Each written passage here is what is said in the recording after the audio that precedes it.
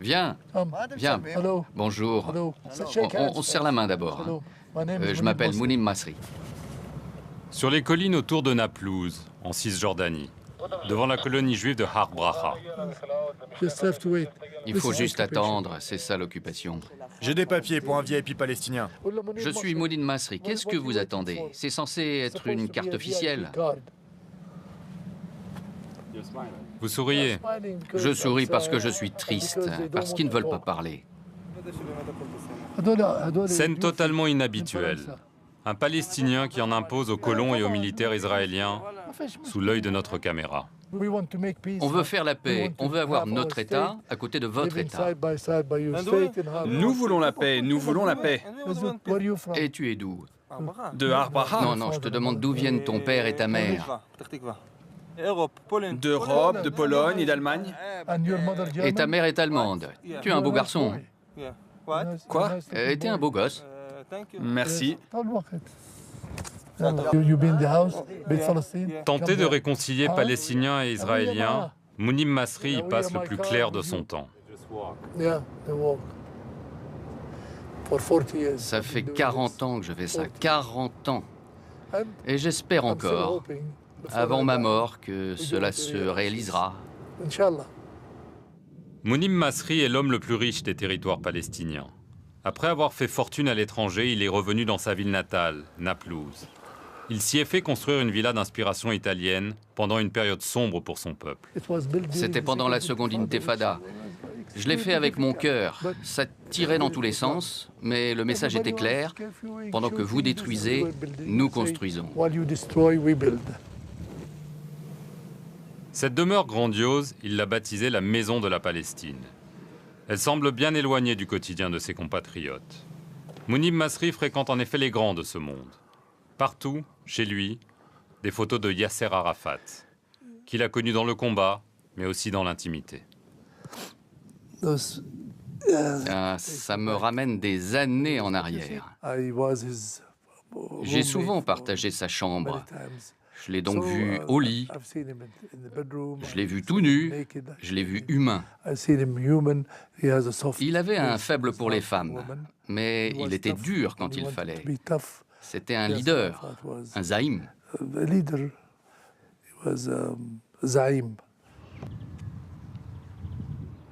Arafat n'est plus là, mais le conflit avec Israël perdure. À Naplouse, un des bastions de la seconde intifada, les traces en sont visibles partout. Même Mounim Masri, malgré ses privilèges, n'est pas épargné. Il y a du sang versé des deux côtés.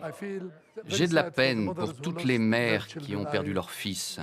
Et comme vous le savez, les Israéliens ont tiré sur mon petit-fils Mounib à 20 mètres de distance. Ils l'ont blessé au rein, au dos.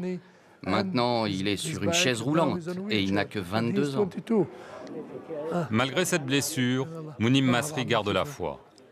Pendant les quelques jours que nous avons passés avec lui, il a sillonné frénétiquement les territoires palestiniens et Israël, sautant d'un rendez-vous à un autre, en permanence au téléphone. Chez lui à Naplouse, c'est un personnage public, auquel on demande de petits services. Il est aussi chez lui à la mairie. Ce jour-là, il débarque à l'improviste dans le bureau du maire. السلام عليكم والله اجتماع مهم شايف لك اهلا اهلا ابو الصيف ابو الصيف عضو البلديه. Réunion terminée, tout le monde sort.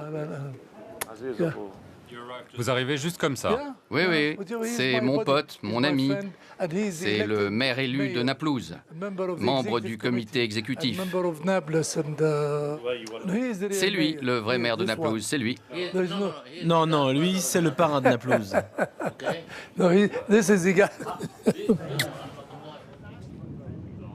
La fierté de Mounim Masri est d'avoir réussi à faire venir Riyad Kamal, un de ses amis palestiniens établis à Dubaï. Comme des centaines de milliers de Palestiniens, Riyad Kamal a fui sa terre natale lors de la création d'Israël en 1948. Il n'y avait jamais remis les pieds. Mounim Masri tient absolument à ce que son ami retrouve la maison de son enfance à Haïfa, une des grandes villes israéliennes. Guidé par ses souvenirs, Riyad Kamal finit par retrouver sa maison. Je vous parlais de la route qui monte. C'est ici, c'est sûr. À coup sûr, c'est ici. Le propriétaire actuel se méfie.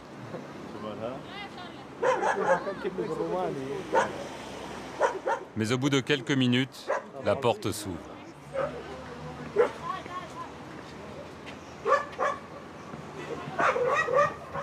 Riyad Kamal revient chez lui, 65 ans plus tard.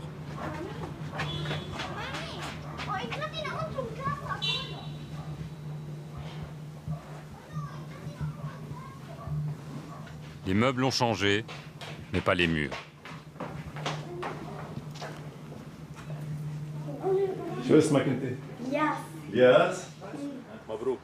Écoutez, je vous dis félicitations. Je suis très heureux d'apprendre que c'est une famille arabe qui vit ici. Du coup, je me sens mieux.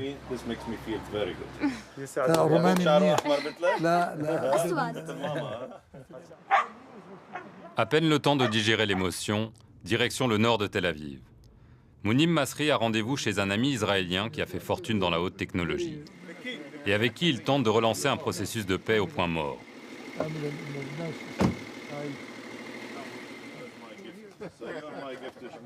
Un rare moment de convivialité entre Israéliens et Palestiniens. À la fin de la soirée, un des invités propose à Mounim Masri d'appeler le petit-fils d'Yitzhak Rabin, le premier ministre israélien qui, il y a 20 ans, signait les accords d'Oslo avec Yasser Arafat. Et Mounim Masri lui raconte à quel point le leader israélien rechignait à discuter avec Arafat. Il m'a appelé pour la première fois depuis New York, il y a des années. Et je lui ai dit, tu dois rencontrer Arafat. Et il m'a dit, non, je ne le ferai pas. Et je lui ai répondu, si, tu le feras. Parce que Abraham, Moïse, Jésus, Mahomet, ils vont jamais faire la paix.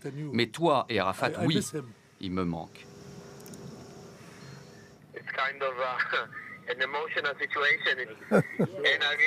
Le petit-fils de Rabin évoque ensuite le moment où Yasser Arafat est venu l'embrasser sur le front après l'assassinat de son grand-père en 1995. Je suis si ému. Tu me fais pleurer maintenant. Ok, take care. All the best. Yeah, bye bye. Bye. Thank you, Mounim. Excellent. Well done. Prêcher la paix de nos jours est un sacerdoce. Mounim Masri tient à nous amener à Silwan, dans la partie arabe de Jérusalem, un haut lieu de tension.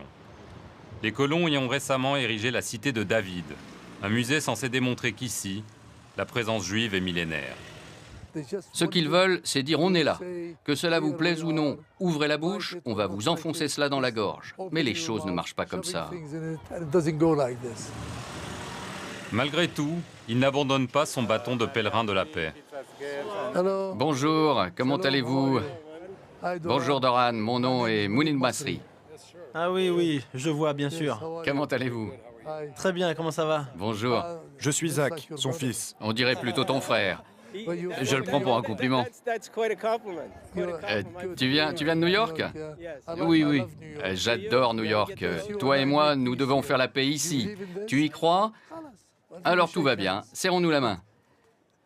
La solution des deux États est la seule solution sur la table. Cela créera le bien et la prospérité pour tout le monde. Ce que vous ne devez pas faire, c'est créer un État apartheid. Vous ne voulez pas reproduire l'Afrique du Sud. Vraiment, pensez-y. Oui, really. Think about it. Are you a businessman? Thank you very much. Merci à vous, nous apprécions, vraiment. Good. Yeah, bye. Nice to meet you.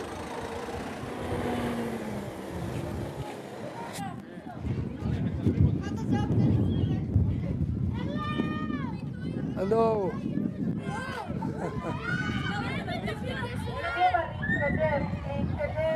Hi. Salut. How are you? Comment vas-tu? How are you? Salut. Hi. Je suis Mounim Masri, de Naplouse, I'm Mounim de Masri Shem. from Nablus, from Shechem. Je suis un arabe I'm an Arab. et je And I t'aime. love you. Marhaba. Aujourd'hui, Israéliens et Palestiniens ne se parlent guère et ne se voient que très rarement, séparés par le mur et par les checkpoints. Même entre Palestiniens, le dialogue est difficile. Les frères ennemis du Hamas et du Fatah se regardent en chiens de faïence. Aux grandes dames de Mounim Masri, qui multiplie les tentatives de conciliation. Ce jour-là, il a un rendez-vous important à Ramallah, la capitale administrative de la Cisjordanie.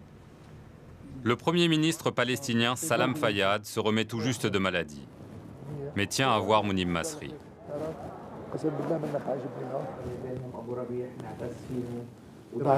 Nous sommes conscients que vous avez eu des soucis de santé. Et ce que vous faites pour nous est important. Que Dieu vous préserve.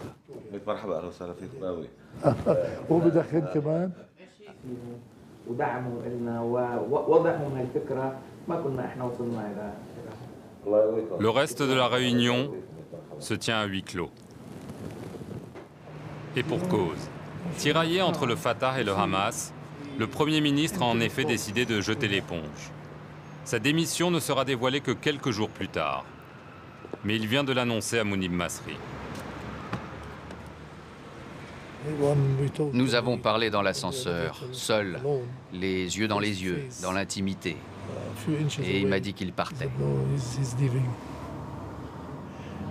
À plusieurs reprises, il a dit « Je suis fatigué. Je veux que Mounib me remplace. » Il est revenu à la charge une nouvelle fois. Mais je lui ai dit non. J'ai d'autres choses à faire. Plutôt que les responsabilités officielles, Mounib Masri préfère agir en coulisses, rencontrant aussi bien les colons israéliens que les islamistes du Hamas. Il a récemment vu dans le plus grand secret le président israélien Shimon Peres, avec un message. La paix ne peut plus attendre. Tu as 90 ans, j'ai 80 ans, et de tout mon cœur, je te demande de dire en public ce que tu penses vraiment. Tu es en faveur des deux États. Tu es en faveur de l'initiative arabe. Alors allons-y, faisons-le. Dans sa maison, Mounib Masri aime recevoir des gens d'horizons très différents. Ce jour-là, des Palestiniens de la diaspora, des Norvégiens et l'ambassadeur du Sri Lanka. Mounib Masri espère qu'un jour la paix sera signée. Pourquoi pas chez lui? Mais il sait que le temps lui est compté. C'est comme si c'était mon dernier mois, mes dernières semaines, ma dernière année. J'ai presque 80 ans et je n'ai pas le temps d'attendre. C'est la seule chose que j'ai à l'esprit. Pour moi, c'est une question de vie ou de mort. 20 ans après les accords d'Oslo, Mounib Masri est l'un des derniers à croire encore à une paix des braves. Même s'il lui arrive parfois de douter, il ne veut pas voir son rêve mourir.